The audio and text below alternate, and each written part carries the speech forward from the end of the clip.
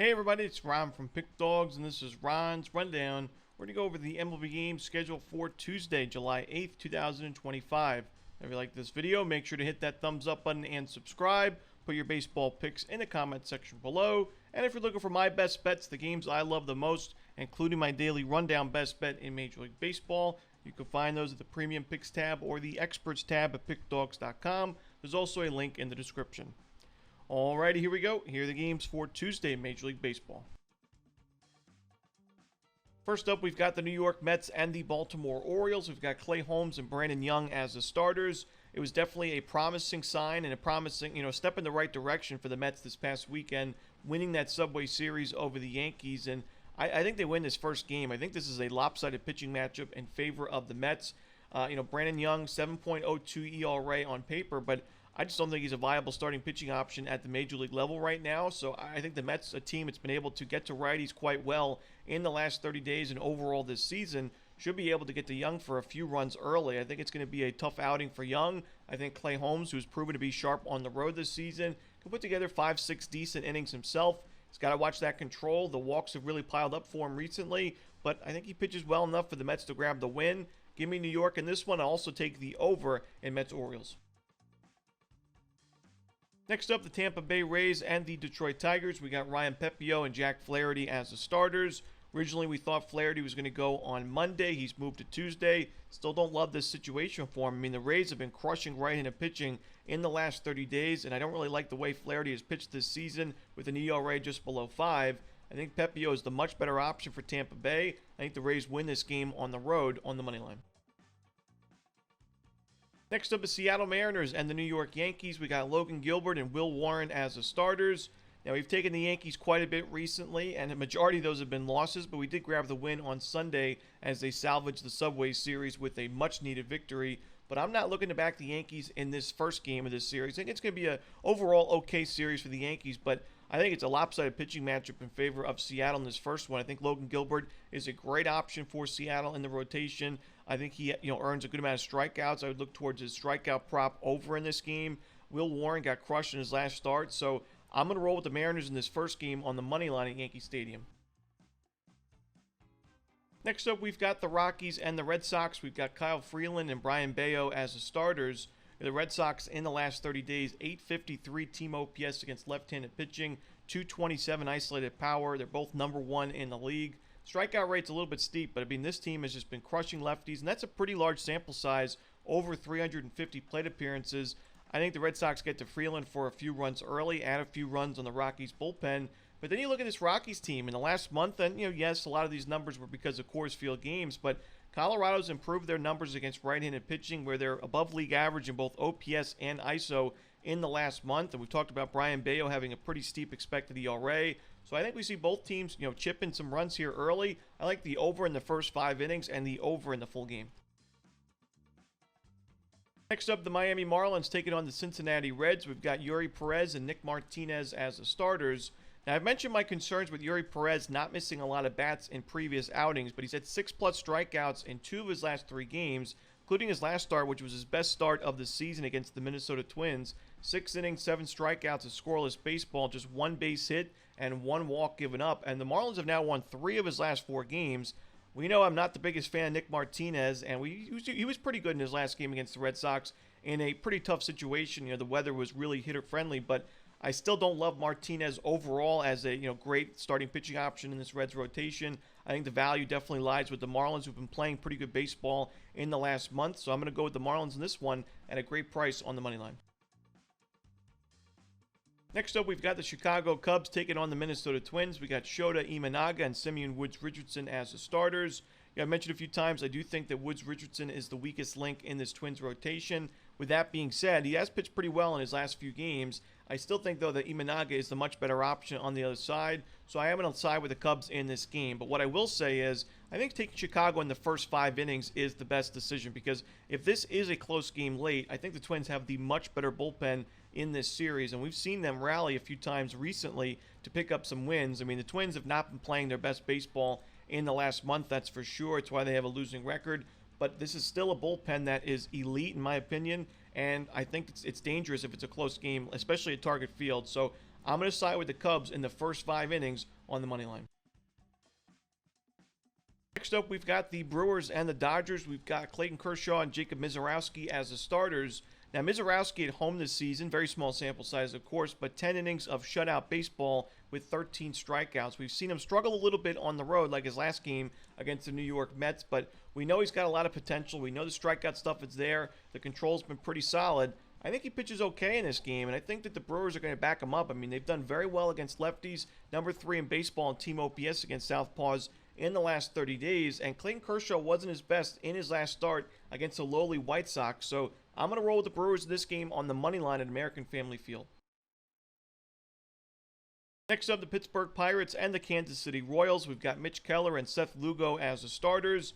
Now, right when we start talking about the Pirates' offense starting to wake up and having a couple of great series, they get shut out, completely in the Mariners series at T-Mobile Park. And I know that's a good pitching staff, good bullpen, and a pitcher-friendly ballpark like T-Mobile. And a couple of those games were 1-0 final. But still, you got to score at least one run in a 3-game series. Pretty unfortunate stuff there for the Pirates. But we know this has not been a great road team.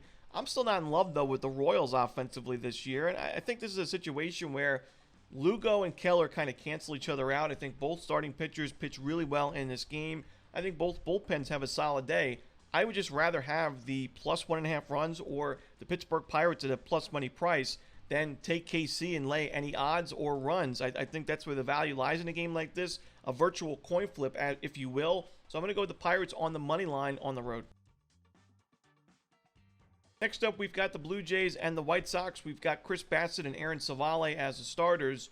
Yeah, I do think the Blue Jays win this game, but I think the better play may be on the over. I'm not necessarily in love with the current form for Chris Bassett, and I don't love the situation for him. Even against the White Sox, who have been one of the weaker offenses in baseball, I still think Chicago can find a few runs off of Bassett in this game. I think Toronto does a lot of damage against Aaron Savale and the White Sox bullpen, so give me the over in Toronto-Chicago. Next up, we've got the Nationals and the Cardinals. We've got Jake Irvin and Andre Pallante as the starters. Now, we've taken the Nationals in situations like this many times where they're the road underdog getting a really good price, but this is a situation where I do think that the Cardinals have a pretty big pitching advantage in this game. I mean, Andre Pallante, not somebody we back often, but recently he's been in great form. Even when the Cardinals don't back him up, like recently his last 2 games, both were Cardinals losses because they didn't score a single run in either of those games. But Pallante's been giving up 2 runs or fewer in 4 of his last 5. His ground ball to fly ball ratio has been excellent, and we know that Pallante is a pitch to contact guy. Doesn't really miss a lot of bats, but he can keep the ball on the ground, get those double play outs, and limit sharp contact as long as his control's good and he's not giving up a bunch of walks, which we've seen at some points in his career, and it's why he has struggled.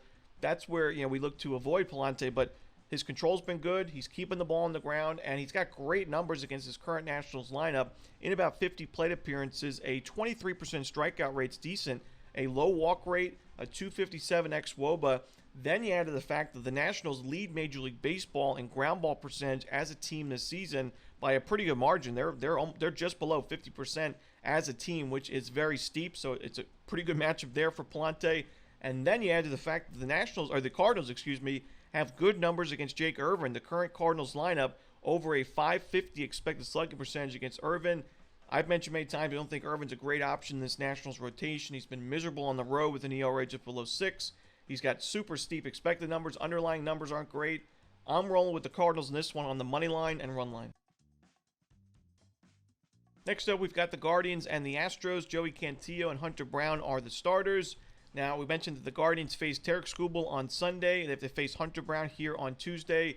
Not a great situation for a team that I think is the worst offense in baseball. And I think that Hunter Brown puts together another really good outing, and I think he gets a lot of run support as well. Joey Cantillo's been fine so far, but this is an Astros team that's hit lefties very well. I think we see a low-scoring but one-sided victory for the Houston Astros at Daikin Park. Next up, it's the Rangers and the Angels. Nathan Eovaldi and Jose Soriano are the starters. Now, Eovaldi's in great form even since since returning from injury, and he had 5 innings of scoreless baseball his last game.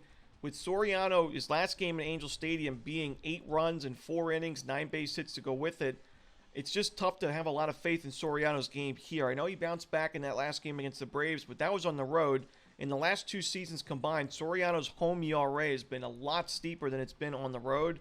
and there's just not a lot of margin for error because of all these on the other side. So even if Soriano has a decent, quality start, 6 innings, 3 runs, that might be enough for the Rangers to go on to win this game. That's how good Nathan Eovaldi has been this season. So it's the Angels have won 4 of Soriano's last 5 games. Overall, he's still a starting pitcher I really like in this Angels rotation. I think he's their best starting pitcher in this rotation, but I can't get there with the Angels in this one. Give me the Rangers on the money line. Next up, we've got the Diamondbacks and the Padres. We've got Merrill Kelly and Nick Pivetta as the starters. Now, originally, we thought Pivetta was going to go on Monday. He's moved to Tuesday. I think the Diamondbacks get to him. I mean, he's given up a home run in 4 of his last 5. This is a tough Diamondbacks lineup against right-handed pitching.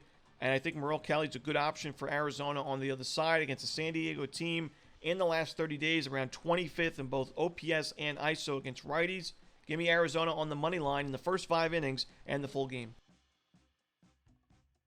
Next up, we've got the Phillies and the Giants. We've got Taijuan Walker and Robbie Ray as the starters.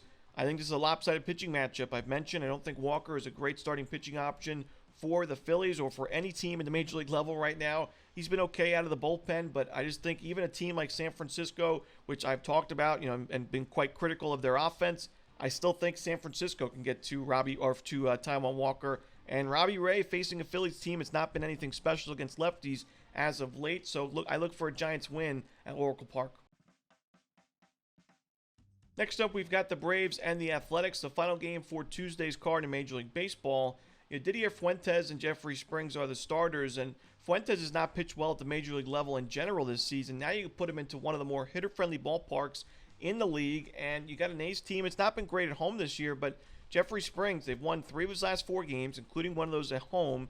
He's been pitching really well as of late, and he's facing a Braves team. It's not been great against lefties in the last 30 days. They're 23rd in team OPS. They're 29th in isolated power. Strikeout rate's a little bit steep, but I think Springs can put together 5-6 decent innings. I look for the A's to get to Fuentes early. I'm rolling with the A's in this one on the money line.